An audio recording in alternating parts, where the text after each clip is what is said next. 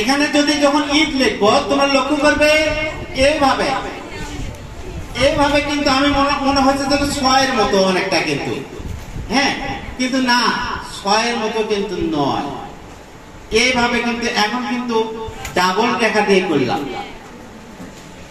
আচ্ছা, এভাবে গেল, এভাবে আসার পরে এই পাশে এই দিকে যাবে, দেখবে যে আসলে এই দিকে এইভাবে কিন্তু যাবে। যাওয়ার পরে কিন্তু তোমরা লক্ষ্য করবে এই দিকে এইভাবে লক্ষ্য করবে যে আসলে এটা কি হয়ে গেল। আগে ঈদ হয়নি, এটা দীর্ঘ একটা, কিন্তু নিচের রেখাটা আমি উপরে দিইনি। আর তারপরে দ লিখতে হবে। আচ্ছা, দ কিভাবে লিখবে? এইভাবে এইভাবে যাওয়ার পরে দটা লেখার চেষ্টা করে একটু দেখো প্রথমে। তাহলে এখানে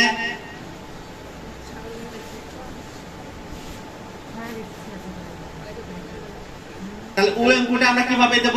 এইটা কিন্তু এইভাবে দেব, এইভাবে দেওয়ার পরে এইভাবে এইভাবে দেব, তাহলে আমাদের এটা ঈদ হয়ে যাবে।